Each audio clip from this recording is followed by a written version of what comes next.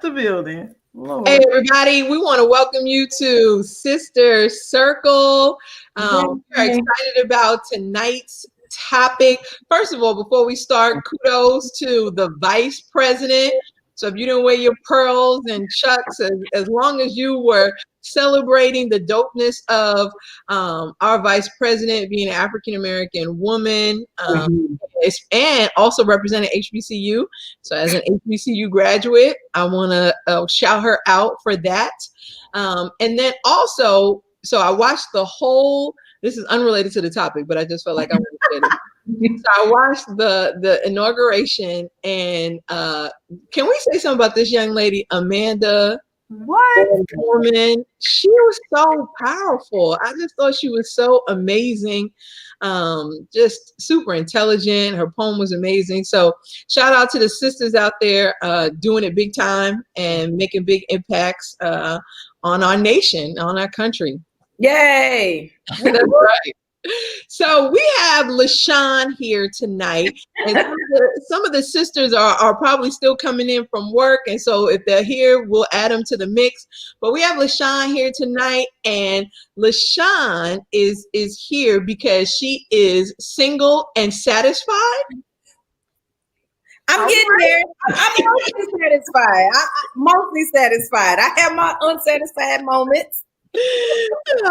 And so I wanted to bring her in because she and I had a conversation because she posted something on her social media, which is what prompted me to say, hey, we probably need to have this topic. But before we even get into what was posted on the social media, first things first, first question I want to ask y'all.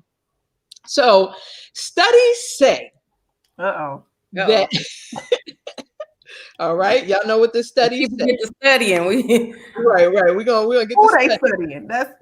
So studies say that more than 70% of Black women are unmarried. Ooh, 70%? 70. It said it says more than 70, and this was the statistics in now 2010. So I don't know if it's hopeful now or if it's worse, but this is what I read, right? And you know anything with statistics, right? If you're looking for something, if you look for the opposite, you can find that too. Right. So, okay, but more than 70% of Black women are unmarried. So my first question to you ladies, as we hear that, why do you think Black women have trouble finding men? Let's go. So all of you viewers, while the ladies are thinking about their answer and what they want to say, those of you viewers that are watching with us, please type it in the chat. Consider asking questions. What is it that you guys want to discuss as we talk about being single? LaShawn says she is single and mostly satisfied. And so now we want to know, why do you think Black women are having trouble finding the right man? Well, in my opinion, sometimes it has to do with independence. And I don't want to say independence, but not needing someone to depend on. Most men want a woman that, not necessarily that they can take care of, but someone they want to feel needed, in my opinion. Okay. That need. And sometimes we as Black women have a tendency to be like, we don't need nobody else. We don't need you. And I know as far as my experience is concerned, that is a huge turnoff to men. Good point. Good point. What else? So Weston said, who said it's trouble? Maybe it's a selective process. Maybe they don't have trouble finding somebody. Maybe they're particular about who they want. That's true. That's true. I also think some of it is, well, one particular part of it is, at least for me, is that I would like to marry a Black man. And I think Black women, more so than other races, limit our selection process to our race, to just Black men. Not to say that some Black women don't, date outside their race, they do, but Black men are very much more open to, I'm gonna date anybody and everybody that comes our way. Black women are like, no, I want a Black man.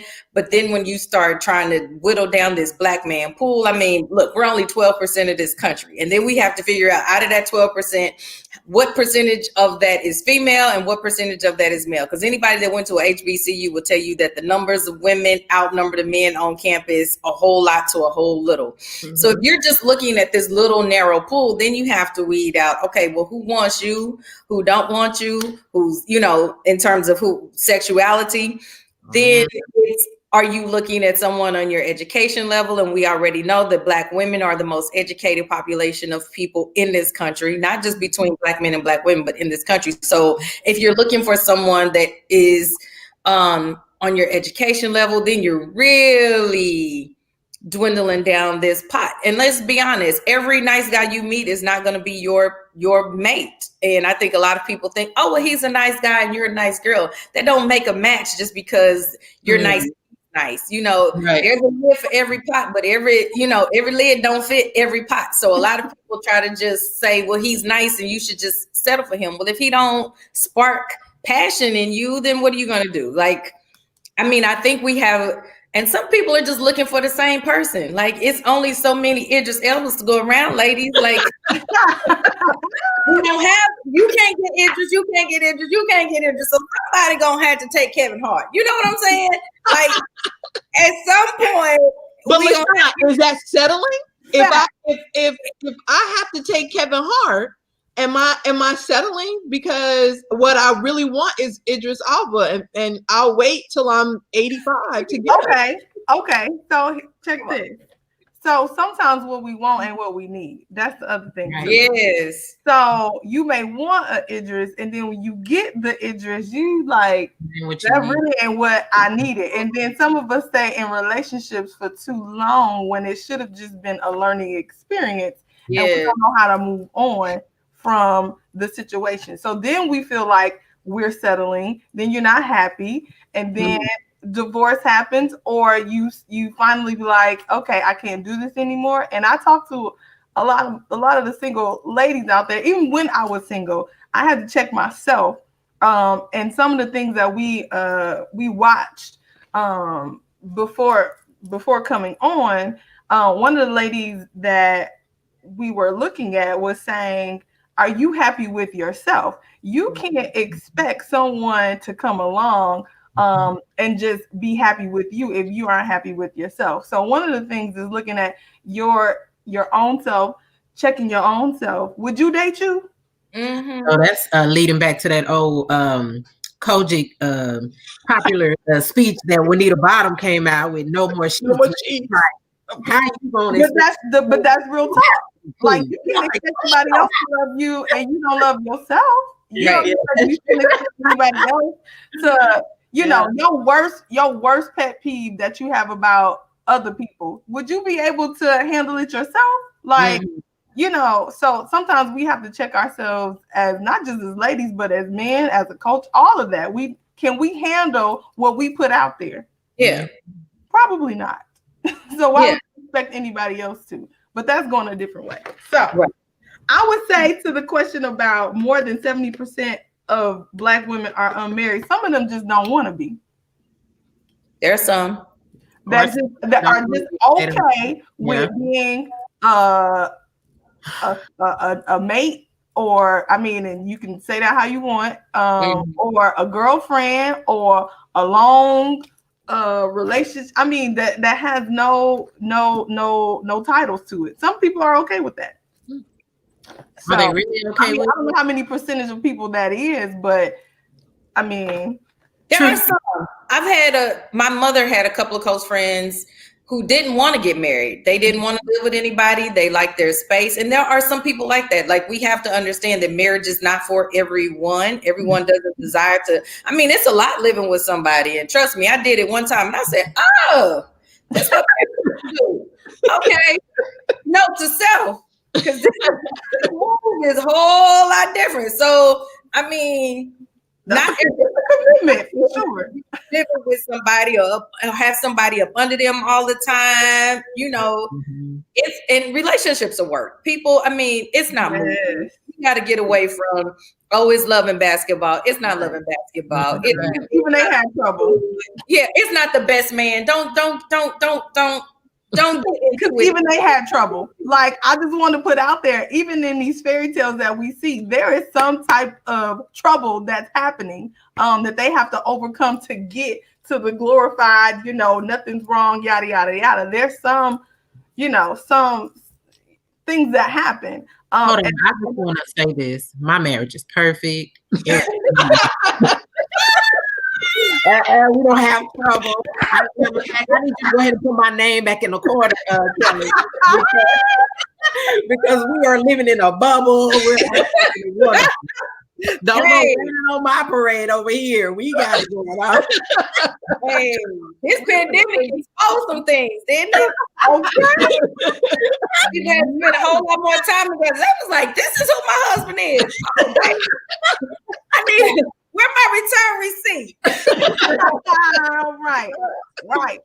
And a lot of, I think a lot of people have that notion about marriages that it's just happy-go-lucky, and that's just not true. Mm-hmm. And so I would advise people, when you do get married, don't spend all this money on no wedding.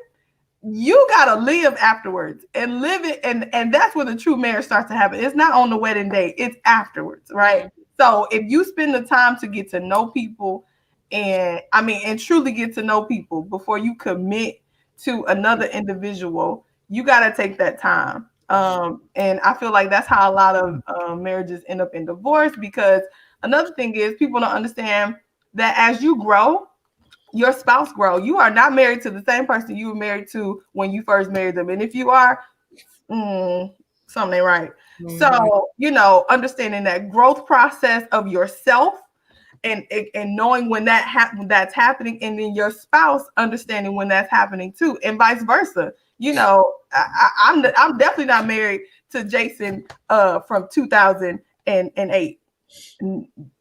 No way that I am. So, and understanding that process, and then the work that you have to put in. It's work. Yeah. It's work. But it's also selection. And I think we got to be honest. The numbers ain't necessarily in women's favor, depending on who you trying to marry. And it's not to say white women don't have issues with white men, because they do. It's just a different set of issues. I don't know. I think a lot of Black men I talk to are a little reticent to even get married, especially those that have done it before. I speak to a lot of divorced men that are just like soured on the whole notion of marriage. And I always talk to them and say, it's not marriage that you have an issue with. You just had an issue with the person that you married. So there's nothing necessarily wrong with the institution. You just didn't, for whatever reason, the person that you chose was not the person that you were supposed to be with. So meeting men, because I'm in my 40s, in their 40s that want to get married again, that have been divorced, it's hard. It's not a lot of them want to do it again. So you have to figure, okay, if I'm a woman in my 40s that's never been married and I want to get married, am I willing to sacrifice the marriage institution just to have a partner? So do you want to? So some men will throw that out there, like, I don't mind being your lifetime partner, but I don't ever want to get married. So are you okay with that being someone's? What do you call that? Is you can't be a girlfriend for the rest of your life. So I don't know what title you give partner, life partner, I guess, but are you okay with that? And that's something I've had to sort of work through as I'm getting older. Is, could I sacrifice the institution of marriage just to have a partner? If everything else is good between us, can I give up the title of marriage? I think also like the examples that you grew up around too. So if you grew up either in an era or in a family where marriage is not, practice or whatever, you want to say to that, then you will be the same way, possibly. But if you want something different, then you will seek something different. But I think that has a lot to do with it too. It depends. But how many of us actually saw marriages that worked the way that they were supposed to? Like in terms of communication, how you work through issues, financial stuff. Like most of us didn't see that. We're figuring it out as we go. Yeah, a lot of people didn't. So it's like, how you know what marriage looks like? You didn't see it. Okay, she got it all. She got a perfect husband and she saw a perfect husband. Right.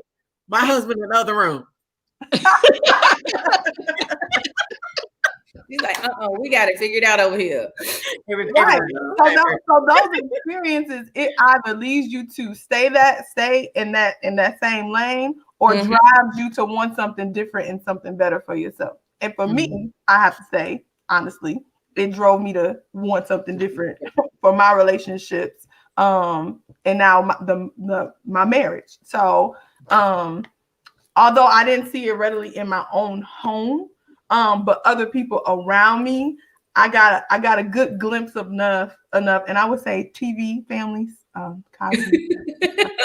He's like, that's how you want it to be. Exactly. So it gave you some type of, okay, that's what I want. It can't be exactly like that, but that's the feeling that I want to get from a mate. You know what I mean? But here's the other thing too, married women. I want y'all to start telling the truth about what it's like to be married to your single friends. Like, okay, tell your friends the truth. Don't have them, because what y'all post on Facebook, I get it. You don't want everybody in your business. But if we only see Valentine's, anniversary, birthday, and the vacations, that's what people are thinking. I'm like, no. Tell your single friends, hey, we didn't talk to each other for 2 or 3 days around here. You don't have to tell them all your business, but let people understand. Single people need to understand that even when you find your person, it's not going to be perfect. It's got to be issues that you got to work through, and people look at you as couple goals, and that's sort of annoying saying couple goals, because you don't know the work that goes in behind the scenes. You see the final stage production, but babe, you didn't see all the dress rehearsals and practice and all the breakdowns. So I'm like, I appreciate the friends of mine that actually will say, how they had to go to counseling, how they had to work through things. Like, oh, you think my husband is great? Husband don't know how to communicate his feelings very well. Like, when he gets upset, he shuts down and has to go take a drive for 3 hours, and then we gotta, people need to understand what real married life is, which is why I love the Black Love series, because those couples later, they tell you, hey, yes, when we met, oh my God, it was so great, he was so fun. But baby, 3 years in. When I had a couple of friends who were single, and they have recently, well, not recently, it's been a minute, but they got married. But before they got married, I said, hold on, girl, let's talk. I said, let's have a real talk. I said, it ain't fairy tale. I had a whole conversation with my best friend. I said, it's not fairy tale. These are the things. You can't expect everything to be peaches and cream right after the wedding. The wedding, you so happy, you so in love. I'm going to give you about a good week. You going to move with this person, whatever it is that they going to show you, they going to show you right away. And so some of the stuff that you're not going to be able to stand, you already going to know what you ain't going to be able to stand as soon as you get into that house. And I said, and it's all about compromise. It's all about working together. It's all about what you can take and what you can tolerate. Mm-hmm. That's the thing that I feel about marriage and being married. What can I actually take? What am I going to put up with? What can I really tolerate that will have me not say, oh, okay, I'm out? So I had those conversations with my best friend, believe it or not. And, she understood me. And then after the fact, then she came back and said, okay, wait a minute, girl. You was right. I can't stand him. I said, oh, girl, you ain't going to be able to stand him for a couple of days. I said, you'll get over it. It's just those real conversations that I actually do have with my good friend. Erica, good question was. Erica, how long have you been married? I have been married for, 12 years. It'll be 13 years coming up in August. And Kelly? It's about to be, I think 13. Yeah. I hate that she asked me, because I'm about to do some math, and, I'm married to a lawyer, so he got all the date timelines. Your Honor, the record reflects that Exactly. My wife, 12, yeah, and Ametria? 13 in July. At 13. Yeah. I think, but for me, with marriage, I think it's really in who you marry. And that's, that just, everybody's got to want to be in it. And they have to see it bigger than the relationship. That the relationship is really it's spiritual. And if that connection is not there, it's gonna be challenging to get through this marriage, because we all have, they say relationships fall apart because of unmet expectation. Mm-hmm. And so 99% of the problem is that I assumed that you were working the way I'm working. Mm-hmm. And you are showing me each day that you ain't working with what I'm working with. And so I think a lot of times that, and to Erica's point, the question is, how long do I want to deal with that? How long do I want to recognize that, hey, we are two different people who think differently about it, and then don't throw no kids in there. Oh God, no. Because that alone creates, and sometimes people think kids gonna bring y'all together. No, because what kids do is actually divide your time. Mm-hmm. So now there's someone, and you have to always remember that your husband is your first priority, because kids will come in and and then you're doing everything for them, and husbands. And I know they're listening, but they have expectations. They want to be treated sometimes like kids, in a sense that if they feel like you giving more to the kids, they're gonna be like, what, I'm over here, right? What's happening? So I do pancakes. So I do think that to your point, I think the conversations about marriage not being easy should be had, but I think marriage is wonderful in a lot of ways. It's doing life with somebody. Mm-hmm. And I think that I know what it's like to be single, and you gotta pump your own gas. You gotta, I feel like that was like, is tiring to me. Like, I mean, not just because I don't pump gas anymore, but not just like pumping gas. Oh, it's terrible. I literally hate pumping. And if I have to, I'm gonna say something. If I get to the car in the gas, and I'm like, what kind of marriage is this? I need to write that down. How are we not playing our role? Why am I out here pumping gas, sir? So that part, you just said it, Kelly. Roles, right? And that is different for each couple. Marriage. Completely different for each couple. So the roles part and expectations, those things should be had before you walk down anybody's aisle, before you say yes to the question. You should have those conversations about what you want your marriage to be like. So, doing life with somebody, I like that. Yes, Jermaine. Come on, Marie. I know. The East Coast, that's how they do it. Right. Out here, they have full service in the East Coast. I was like, she cheating. No, she don't have full service. She live in a state where the reason I asked how long y'all have been married, because y'all haven't done singleness in this millennial, in this new modern era of singleness. And baby, when I tell you, it's a beast out here. You don't know nothing about no swiping left and swiping right and all of that stuff. Social media and these dating apps have made, I hate to say it has made dating like a chore. And it's not, it used to be fun in my 20s. It's not that fun anymore. So let me ask you something, LaShawn. Well, first of all, I love this comment from what you're saying. Kids are the first people couples have affairs with. Oh, wow. Which I really agree with that. I think sometimes you shift your priorities to the kids, and then your husband or your wife becomes second. But so LaShawn, talk to us a little bit. Have you done? I don't know if I'm supposed to be asking you, but have you done a dating app? Would you encourage a dating app for? I know a lot of single women, and I've been kind of saying, well, hey, maybe let's try that, since going to church they ain't there. You don't went to the club and you find them there. So is a dating app okay? I have tried I have been on almost all of them. I have been on Bumble, Tinder, Black People Meet, What else have they had? Plenty of Fish, which is Plenty of Foolishness. I have tried many of them, and I can't say that I'm a fan of any of them. Have I met guys and gone out on dates from the apps? Yes, I have. It's just, oh man, I think no, it's not like Black Planet. You said Black Planet. Black Planet existed. Yes. It has opened. It's just like it's a bunch of mindless swiping, and you're really swiping based on pictures, which everybody use filters. Don't let men tell you that women are the one using filters, because I'm like, blah.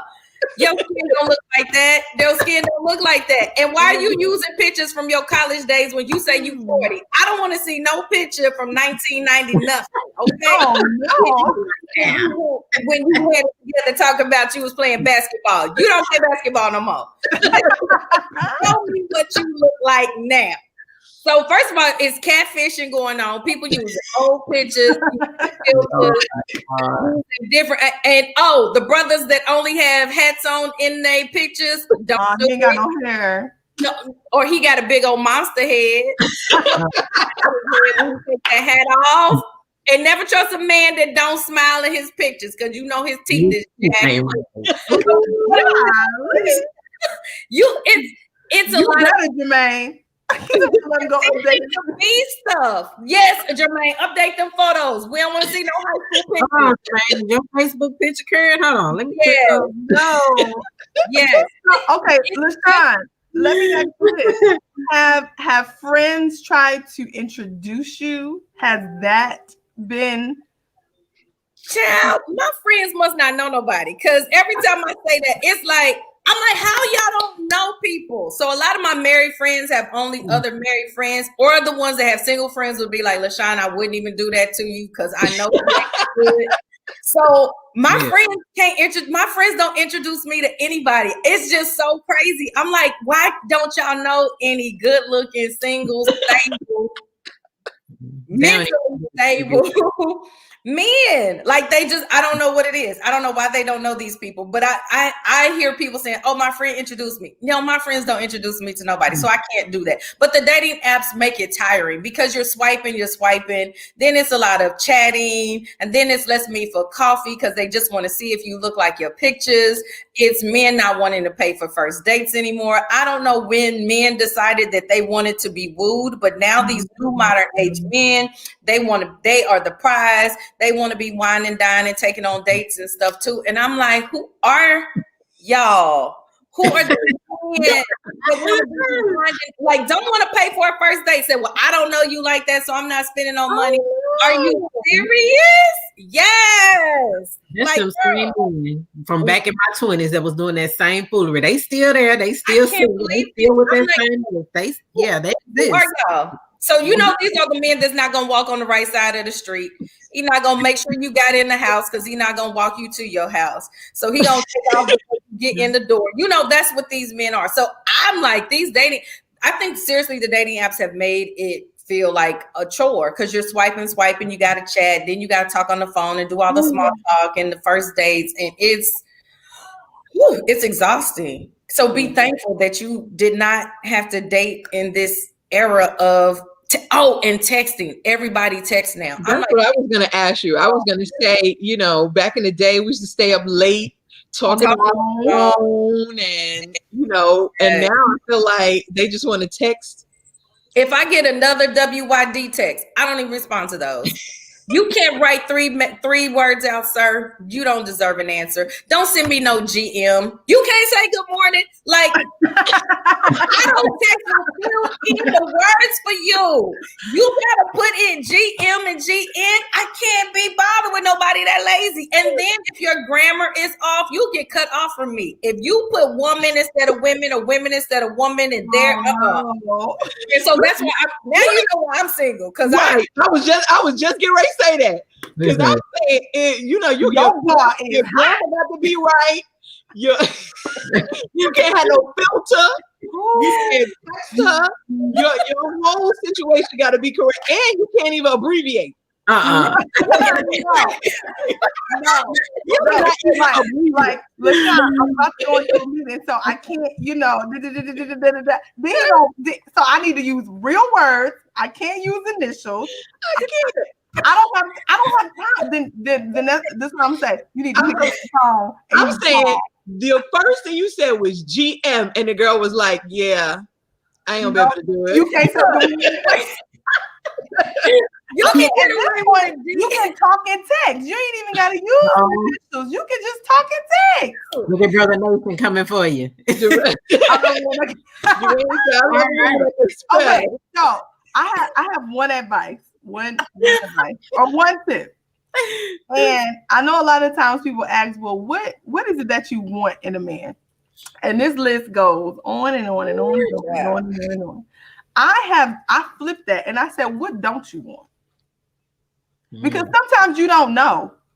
Sometimes you don't know what you don't know, or you don't know what you haven't experienced, or you just haven't sat down and thought about what is it? What are my non-negotiables?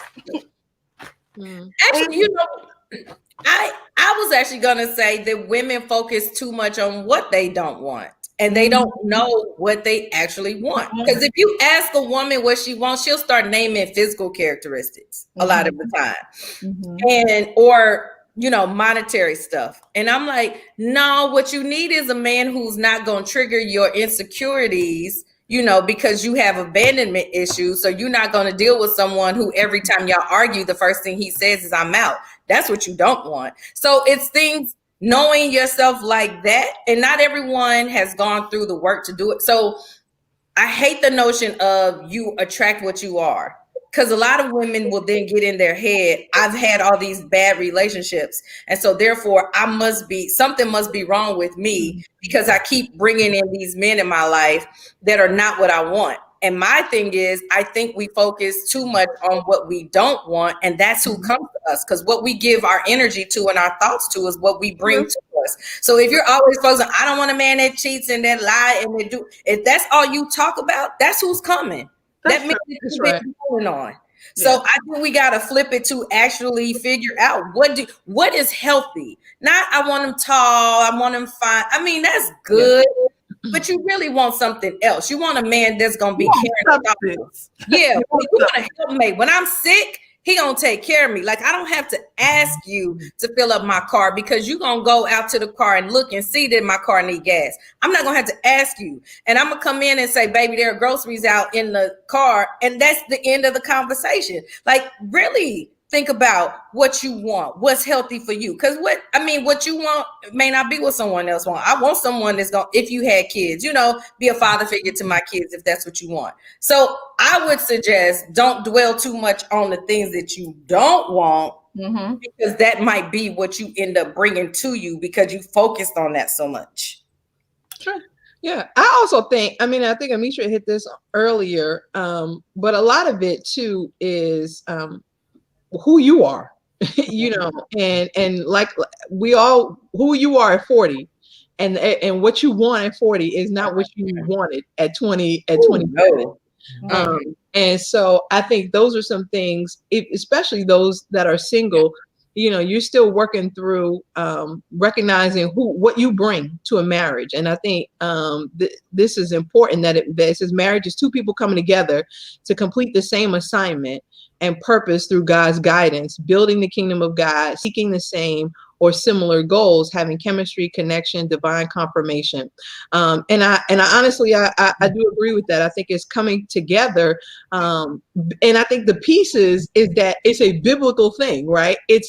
We are on the same assignment. God put us together to do something kingdom building, and not so we could just say we married. And I think sometimes that's where we kind of, because if I'm looking at social media, I can imagine, I remember I didn't get married till I was, late 30 or early 30.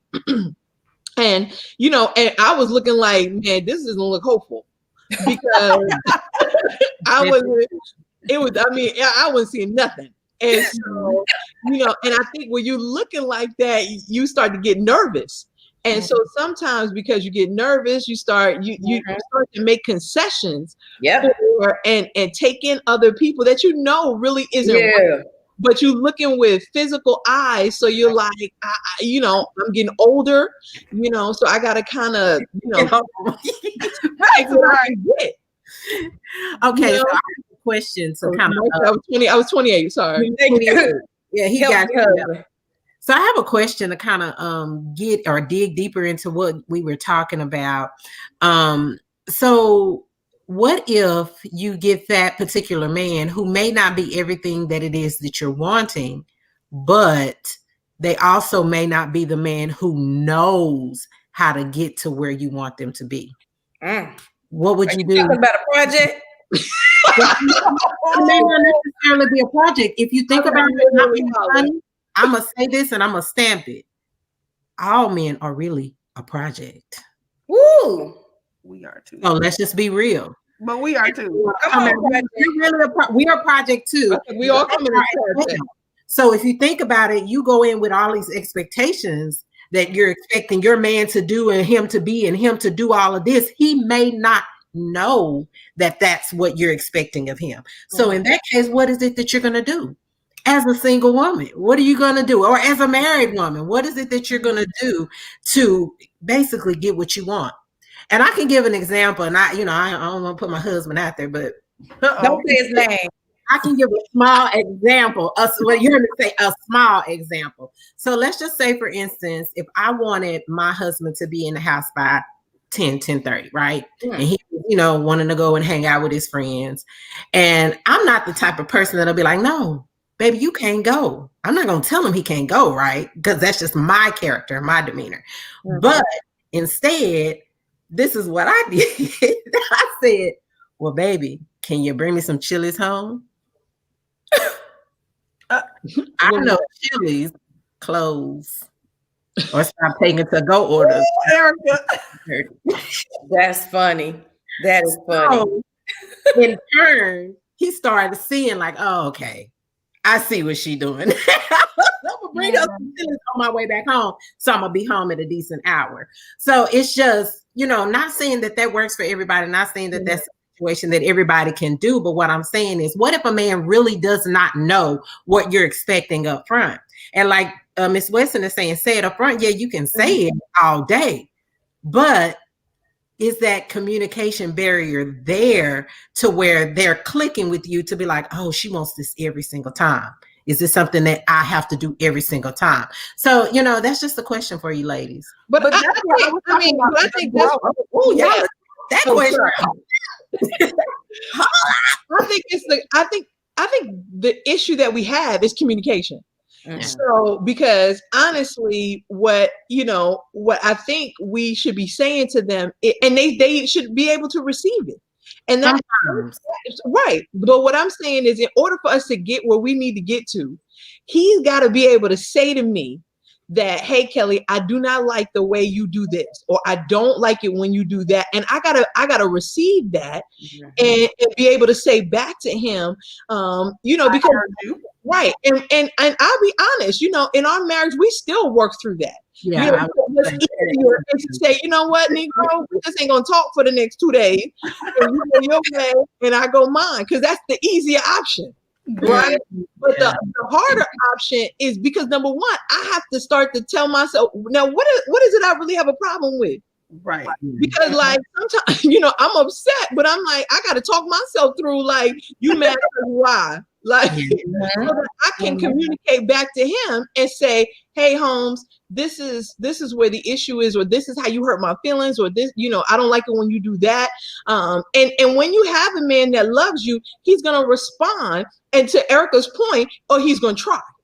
Like he may still be working through how he heard that, but he's going to come back. He's going to try to do it better the next time. Right. And so, and a lot of times, what makes Mark really good is he'll come back and say, I tried this. Am I doing better? Is this something that is helping you, in this process? And I appreciate that about him. But to your point, I need to be better about communicating. I need to be, I could do a lot better to say this, I don't really like this, and let's talk through it. Let's work through it. But I think what's easier is just like, we'll talk about it later, because we're not big arguers. Yeah. So, we're not going to spend, or I'm not like that. I'm not going to spend a lot of time, debating a topic. I live with a lawyer. He's already, he's already heard the date. He has the exact words that you said. Leave us alone. Leave us alone. His whole verb, but you said this. So you meant that. And so I just think that that's really key in a relationship, is really just, having open, honest dialogue. And if this is a person that you love, we should be getting to a point where we can receive it. But that's where I was talking about the growth and you understanding yourself as an individual, and how you communicate out to others, because it could just like Alvarez just said, and what she said is really good, about sometimes it's not about communicating, because we can say what we want, but if you didn't understand or we got to. But to me, that's still communication. I mean, it is, right? And that's a big part of it. Yeah, it's still part of the whole process of communicating. And and if the person isn't comprehending it, then it's something the way we got to go back. The way that we're saying it. That's my point, and that's my whole point. And we need to put in another word. We need to put in effective communication. Right. Because some of us are saying it. Did you hear me? I said it, but did you hear me? Is it effective? You got to figure out your projects too, because I'm like, when you say a project, in my head, I'm like, whoa, what are we working on here? Because we don't necessarily a project, but sometimes they just don't know, and it's not necessarily about training them or molding them, but sometimes people are raised in two different situations, in two different areas, in two different ways. So they may have been raised one way to see things this way, and you may have been raised this way. So in order for you to get my husband, hold on, I'm gonna have to press mute. Now, while she's dealing with her perfect marriage over there, LaShawn, I had a question for you. Came in here with us talking and stuff out loud. He trying to hear what we talking about. See, anyway, so you have to have that. Sometimes they just don't know. Just like certain things that you're requiring or requesting from them, they may just not know. It's not necessarily that they don't want to do that for you, but they may just not know. I think that's true in every sort of relationship, friendships, mother-daughter, husband-wife, job, your employee. Everyone should lay out what they are expecting. Your friends may not know. If I introduce you to somebody, you can't be her friend outside of me. Some people don't operate like that. That could be you. You might be like, you my friend, she my friend. Y'all can get together with me, but y'all won't get together with that. I think expectations are important for any sort of relationship. But I agree. I think though, LaShawn, that some people don't know what they expect. It's like I just think a lot of people, it's not until he walk out the door then you like, I don't like how you walked out the door. You've never experienced it before. You don't know what you don't know, and you don't know what you haven't experienced. So sometimes you don't know yourself until, like Kelly says, until it happens, and then you sitting and you like, yeah, no, I don't like that. But have you said anything? Right. Because they don't know until, and like Kelly said, and I appreciate what she said about Mark, is that at least he'll try. Yeah. Like, and if you have somebody who's not, and like Alvarez said it, we just require effort. If you have somebody that's not even trying to understand, comprehend, communicate, then bye-bye. Yeah. Right. Well, I'm gonna have to comment on what Marie Louise said, or Lewis said. Baby, listen, we both Christians up over here, and we still have a problem. Yeah. I mean, I'm serious. No, let's just be real. Like, even though you're a Christian, you still are human. You still have that side. You still have choose. So let's just, I mean, you can be a Christian all day and you can still pop back with it. Like my husband, he got petty moments. So he can get with the best of them. Hey, so real, you know. Tell it. I ain't petty, but I am. Tell it. Right. Yeah. I mean, yeah. It's like, all day. But I think if I understand Marie, the other part about it though is that when it's faith-based and that you can come back from it. Yeah, of and I think that's the that's the difference, because the other thing I think is what's not going to happen though at your house, Erica, is that nobody's going to go too far. Nobody's gonna call somebody out there. You're not gonna go that way. Honey, we gonna be like, "Oh, you mad? Oh, scoot over." Right. You can't return from it. Yeah, that's not gonna happen. No, it's not like that at all. Uh-oh, my husband that made the eyes. Hold on, I gotta say something good. My husband is a wonderful man. I apologize for everything that I love you. I really do. That's right. That's right. And I will be Sean. This is my question. Sorry, this is my question. Okay, so one of the things I think sometimes with Black women, and you guys correct me if I'm wrong, is that one, statistics say, and back to statistics, that Black women are the rising ethnicity group, right? So as it pertains to employment, money, and so is that a challenge as somebody who's in their 40s and you're looking for a mate? Does your mate have to match your income? Ooh. Or can we come up? Can we give him some time to come up? Mm. I'm just asking. Okay. So speaking as a lawyer, so that means 2 degrees.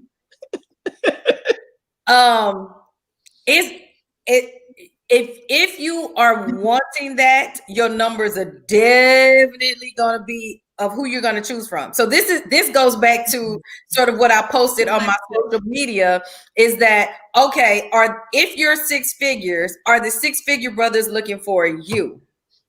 So their options are vast. Don't get a Black man a degree, an advanced degree, honey, with a 6-figure job. You might as well you might as well be courting Idris Elba at that point, because that's what it's gonna feel like trying to get that man's attention, because he's gonna have so many options. It's gonna be like, do I really need LaShawn? Because I can have LaShawn, Kelly, Ametria, Erica, and this one will cook for me. This one will go pick up my dry cleaning. This one may not give me sex, but this one will. So it really becomes a challenge if you are looking for a man who is making what you make and then some.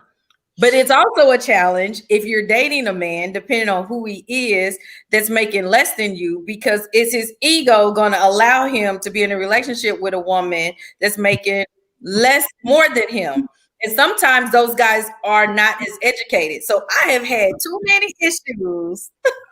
First of all, this is hilarious from TV. She's talking about if you're 20 years old, okay, yes. If you're over 40, what have you been doing?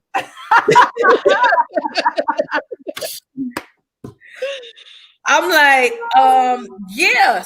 So can a man who has maybe less education and make less money be okay with a woman that makes more and be comfortable? And then it's a matter of, okay, well, how much is he making? Because there's a threshold amount. Let's be clear. With LaShawn, I can't speak for nobody else. With LaShawn, let's be clear. We're definitely talking to the 40 and up women, because 20-year-olds, that's the growth. Like you can grow. I don't know, because I mean it's a lot of young women out there making bank, and they boss it.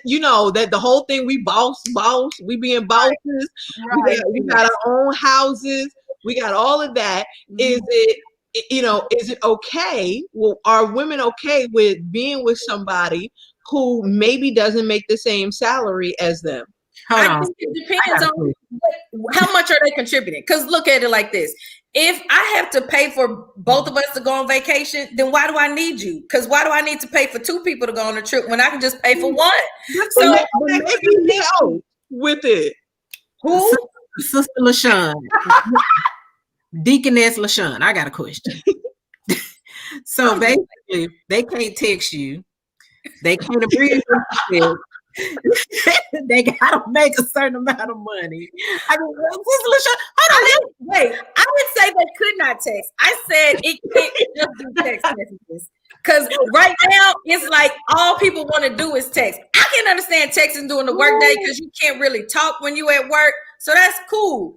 But after work hours, why are we still just texting? If you sitting at home and I'm sitting at home, why are we still texting each other, talking about, so tell me about your childhood? No, man. No, I'm not typing no paragraph. Yeah, tell me a little something about yourself. What? I'm not about to type your paragraph. No, sir. We're not doing that. If that's what you need, I'm not that person. I'm not gonna do that. That's not me. And I'm also not really trying to pay for you to go on vacation because I'll go with my homegirl. So why am I paying for 2 Okay, trips? wait. I got a question. LaShawn, is this while dating or when you're married? Like, because at some point I get the impression we didn't get to the marriage. Okay.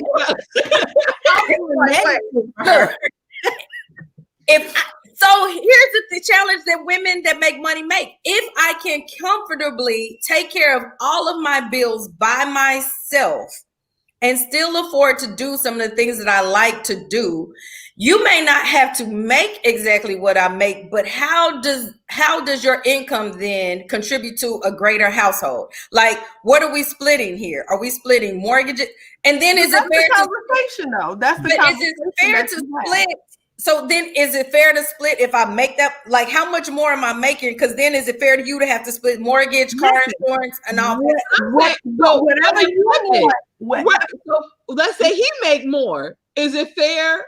I mean, could he be thinking the same thing? Is it fair that I make more to her and she ain't contributing that much? But isn't that where the roles and the expectations come in? Because men have the idea that they are the providers. What I say though, every marriage, every relationship is completely different. It doesn't have to be, the whatever standards people are using. If it's from the Bible, it's from what they grew up with. You make it for what you want. Right. Everybody's relationship, everybody's married. So guess what? Don't nobody need to be in nobody else's business about what goes on in my house, because what goes on in my house is my business.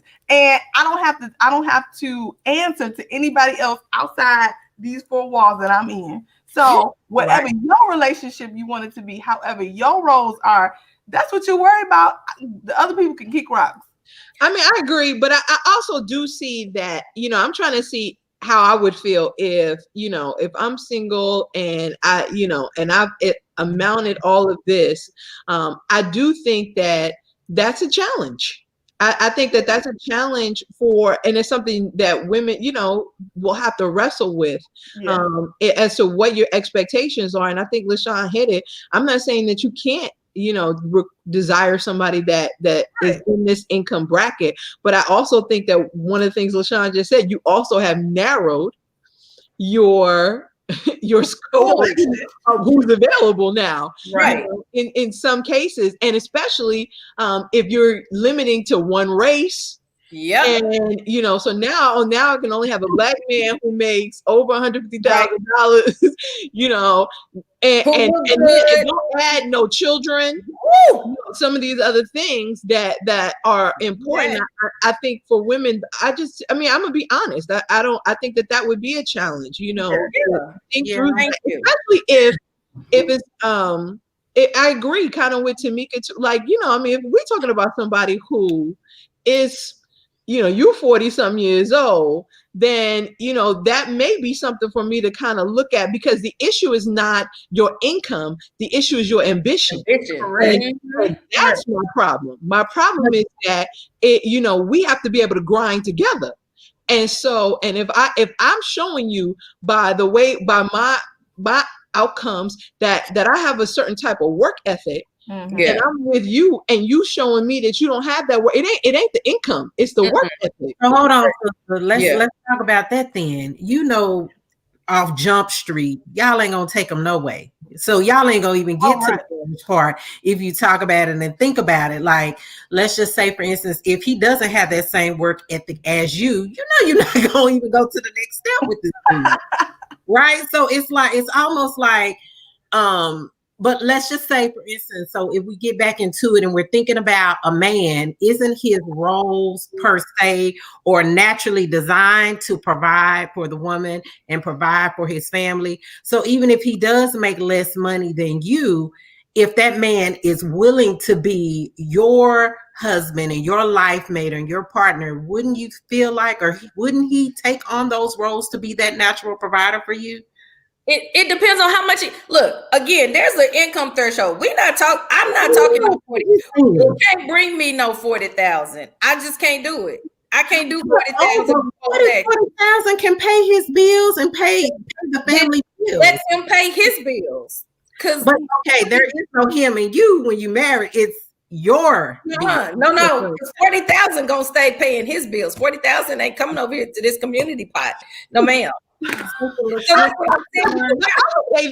will say this that but that's honest, because sometimes what happens is that, you know, if that ain't really what you want, and then you get somebody that's like that, then it's miserable. It's miserable for the guy. It's miserable because but you already know that before you even take that step. Exactly. But do you know how? That's it. Do you know how many speeches single Black women that are educated and make money get about how they need to lower their standards, and maybe the UPS man or the FedEx man is your Boaz or the sanitation? So it's like we are constantly being told that the person that you were looking for education wise and money wise, you're not going to get. So you got to take that $40,000 Wendy's manager because he love you. And I'm like, that's what I'm saying. You have to work out for yourself. If you still trying to rap at 40, I'm not for you. If you still trying to break into the acting business and you 45, I'm not for you. You still trying to, be a party promoter and you 50, I'm not for you, because those are things you should have been done, boo-boo. I ain't got time for you to be going back to school trying to get your PhD at 43. That's 7 more years. I'm not doing it. God bless you, doctor, but it's not going to happen on my dime. So what I'm saying is we're always being told that maybe because he's nice and he make less. Okay, so what is it then that you want him to contribute? Do you want someone to be able to pay for a vacation to get your hair done? Because braids in Dallas ain't cheap. You got to come up off $200 just to get your hair braided. So can baby pay for your hair to get braided or no? You know what I'm saying? Like, you have to figure out what is it that you want this man to contribute. And you know he ain't buying no red bottoms if he make 40,000. So you can get that out your mind right now. You're not getting no Gucci bag, no Louis bag, no Michael Kors bag. Okay. Hold on. You said a lot, LaShawn. I mean, a lot. And first of all, and the comments is live. Oh man. I mean, look everything. I do want to say, I'm not saying that I hate that the extreme is Wendy's. Right. The manager. Right. Is the manager of Wendy's. Could the brother be working another kind of job that was still a little bit more than the Wendy's? We're sorry. What I'm also saying, though, I do think, and I know you don't want to hear this. I mean, I do think sometimes there's a lot of good brothers out there that they're working Wendy's. Right, they're working Wendy's. That's a good dude and grinding and coming up. I get it. No, I'm playing. LaShawn says she just don't have the time. That's listening. Kelly, that's where multiple streams of income come in. Okay, so you the social worker that make 50. Boom. What's your other game? What's your other stream of income? Because we can work with that. We can work with multiple streams of income. Right. If the first stream is a little light, then maybe we got some other aquifers, coming in, and we got a whole river now. So it's not income. So your issue is not income. Some of it is. Your issue is grinding. Your issue is grinding and ambition. I'm not a struggle love chick. Let me tell you that. Ain't gonna be no struggle love over here. I'm not going back to struggle. If I don't struggle by myself, I'm not struggling with you. And I know that might seem bad for some people, but I'm telling you what I can't do. I can't struggle. If my man loses his job and I'm working with him, that's something totally different. But me struggling with you on the come up, no, we not. So you would rather him not be at home to spend no time with you and have about 3 jobs like a Jamaican? Give me this is my thing. You can find a man that make money that will spend time with you. Y'all gotta stop saying that only the broke brothers is gonna treat y'all right. It's not just broke men that's gonna be good to you. Don't tell yourself. Stop telling black women that only the broke men is gonna rub their feet and run them bath water. That's not true. You can find a man that's gonna oil your scalp and touch it. You know what I'm saying? Don't change these men that make a little coin. You can make 60,000 and still get your scalp rubbed and get your brain rubbed.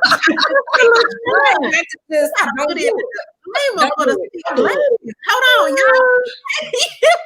Oh my gosh, no, that's hilarious. We can't do that, baby. The single ladies. Sister LaShawn got high standards. I